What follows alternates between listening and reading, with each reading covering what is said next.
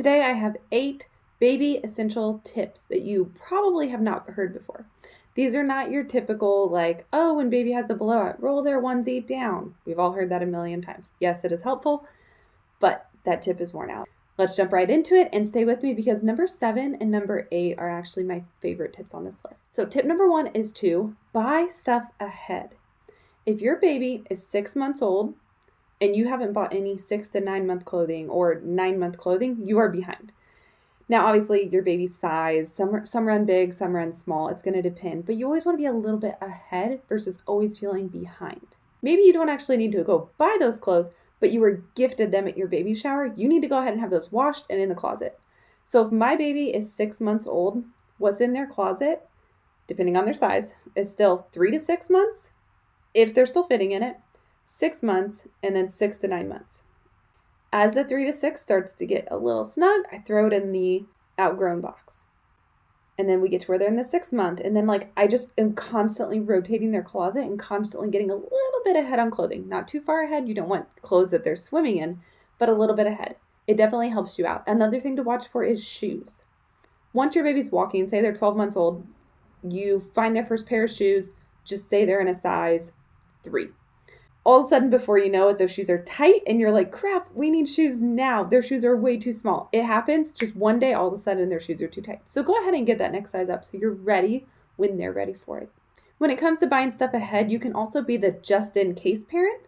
Like some people are going to go ahead and buy that nose Frida just in case their kid gets sick versus other parents are going to wait till they need it and then they're going to buy it.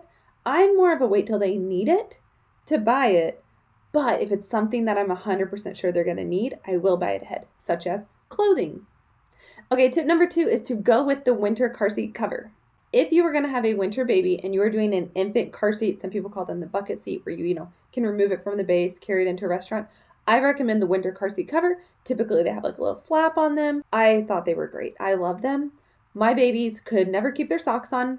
Oftentimes, their hats would slip off. Or ideally, you're not having them wear hats in the car seat if you're not sitting next to them. Got to be careful on that, safety. Depends on how the hat fits, of course, and use your good judgment. But when you're going into a restaurant or anywhere for that matter, you try to throw a blanket on them or something like that. If it is breezy, it is windy, it is snowy, it's cold. In your coat, you're freezing and you wish you could be in that thing. So I like them. Obviously, you need to use them safely. So what I would do is always have the flap 100% open in the car when the heat is running. Now, when I'm running into a restaurant, I would go to their door, open their door. I would go ahead and unclip them, close that flap on them, run in and open it up. Now, if it's a long walk, you need to make sure they're able to breathe.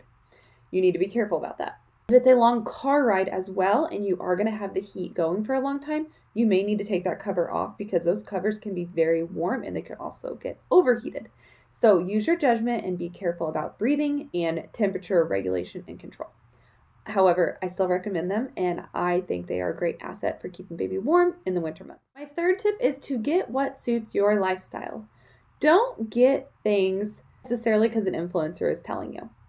If you notice, I don't do a ton of specific recommendations on products. I'm more so giving you general instructions, such as this tip. Get what suits your lifestyle. Don't buy a $300 hiking harness baby carrier if you don't go hiking. Don't think, oh, when we have kids, we'll start hiking. No, be realistic. What is your lifestyle? Do what fits you. Now, I will say one thing I got a jogger stroller. I'm not a runner. I never intended to be a runner. I got a jogger stroller because I wanted it to be able to handle going to the apple orchard and the pumpkin patch and having those big wheels. So even that, it may not be exactly serving its intended purpose, but it fits my lifestyle and my purpose. Another thing to consider is your current home. So if you have a newborn and say your bedroom and their bedroom are upstairs, you're going to have a changing area in their bedroom. That's just going to naturally happen.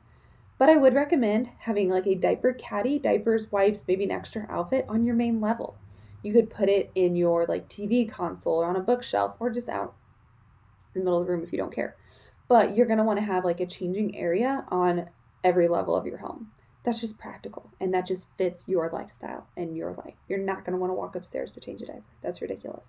So do what works for you. Do not buy things just because somebody told you to buy it. It may have been their favorite product, but it will not work for your lifestyle if it doesn't suit your needs. My fourth tip is to track feedings on your phone. So when you first are leaving the hospital, they're often going to give you a piece of paper to track feedings as well as bowel movements. Now, I recommend doing it on paper until they have their first appointment or maybe their first two appointments. Depends on where baby's at, if they have jaundice or too much weight loss or not enough weight gain. Have it on paper to give that doctor and show them, hey, this is what we're doing. Now, once they're good to go, I would start tracking on your phone. Because as you start leaving the home, your phone always is with you. The paper is not always with you. And again, if you have multiple levels in your home, taking that piece of paper everywhere and keeping track on it just doesn't make the most sense. So I'd recommend doing it on your phone.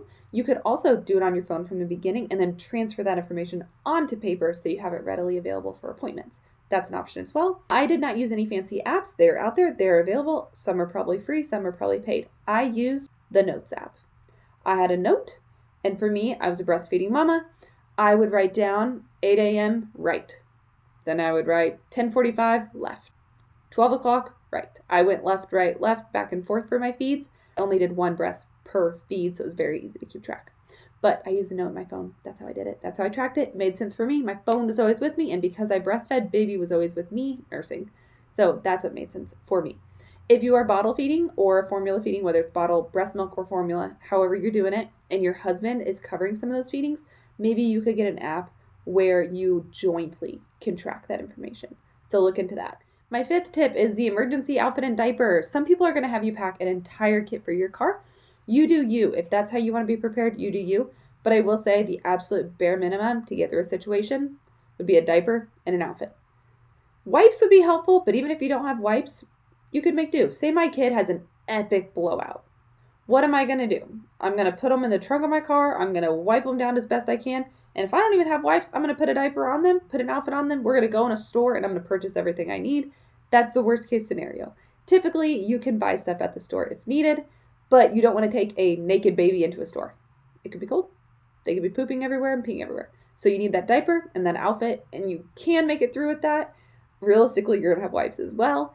And then for backup outfits, I always recommend rompers. Just a one-piece outfit, because then you're not matching and keeping track of parts and pieces. So if possible, a sleeper or a romper is a great way to go. If you want a full emergency kit in your car, that's great. Ideally, the diaper bag is with you, so you have that. It's up to you how you handle it and have yourself prepared in all your various situations.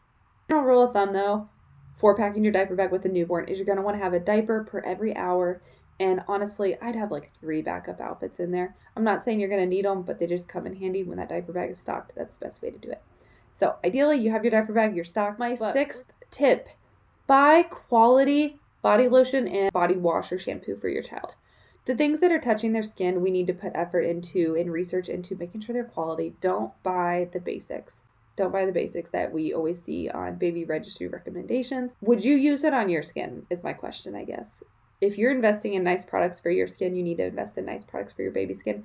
Their skin is newborn skin. It's fresh. It's untouched. And we need to do what we can to be gentle and kind to that skin.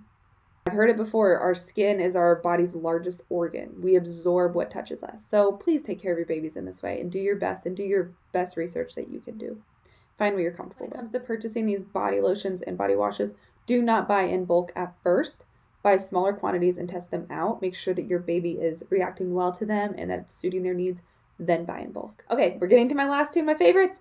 Number 7 is sunning clothes outside. Sunning, like in the sun, if you're not familiar with this. So if you are part of the cloth diaper world, I'm not, but I got it from them. If you sun them, it can help get out stains. So this can be with clothing as well. It works great for breastfed babies, not gonna lie. That is probably the most effective. I don't have a lot of experience with formula, but it'll help. It'll definitely still help. And then once they have the introduction of food and they're getting a lot of food on their shirt, you can use it for that as well. Again, depending on the food, sometimes raspberry stains they're not going to come out sometimes, but we can give it a try. So what you're going to do, throw their clothing, throw their receiving blankets, their swaddles in the wash them. While they are damp, you're going to set them out in the sun. Set them out, they'll dry in the sun, and you're good to go. Go out and look at them and see how much it's improved. It is amazing. I loved it. I did it all the time. I would do it in the summer. I would do it in the winter. I would specifically wash these stained outfits on a sunny day. I would make a point to be like, okay, it's sunny today, going to throw them in the wash and get them outside as soon as possible. So I love this tip for getting stains out of baby's clothing. My eighth tip is suction cups. These aren't exactly for newborns, but as your baby starts getting older. So I love suction cup items for restaurants. I don't like them at home, but I like them for restaurants. Baby is maybe 4 months, 5 months. They might be sitting on your lap at the restaurant, but they're maybe not quite eating food yet. I like a suction cup toy because you're trying to probably drink your drink, enjoy your meal, and if they got loose toys, they're going to fall on the ground. And I'm sorry, the ground in public is dirty and gross. I'm not a germphobe, but it's just gross when you see all those shoes. So get a suction cup toy that can suction to the table and they can play with it and have fun, and it's going to be there. This also goes for once they are finally eating food. So you can buy plates that are suction cup. Love these for restaurants. You can buy cups. The cup isn't necessarily a suction cup, but what it is it's like there's a suction cup and then like almost like a leash that goes to the cup. So they can drink the cup, but the cup won't hit the floor. That suction cup leash will catch it before it hits the floor. This is a little overkill to some people, but truly it's just for restaurants. These are items that I would keep specifically in the diaper bag. At home, my child will not use a suction cup plate. We will teach them that when you spill your plate, it does fall on the ground and that's a natural consequence. At home, we have our safe environment to learn that skill. I prefer not to learn that skill at a restaurant. I don't want my child spilling their food on the floor. I may have packed them specific food and I may not have extra. I just feel bad making a mess. I feel bad making a ruckus. And again, we can learn at home and then ideally implement those skills when we go to restaurants in the future as they're getting older and becoming toddlers and learning proper table manners. So my tip is suction cup items for restaurants. Love it. The sunning and suction cups 7 and 8, those are my favorites. I just think they're brilliant and so helpful. So if you notice, a lot of these tips are quite easy and practical. I'm not sending you a whole list of things to buy. If you notice a lot of mom hacks, they're asking you to buy more things and bring more junk into your home. That's not always the solution. We want to simplify where we can. But I hope these mom hacks, tips, tricks, advice help you along your parenting journey and make life easier. Comment any more tips that you think are helpful and other mamas could use in their lives. Any items or products that I did mention, I will link in the description, as well as some other articles that are related to this topic. If you find information like this helpful, please subscribe to my channel and check out my next videos. I hope to see you in the next one. Have a wonderful day.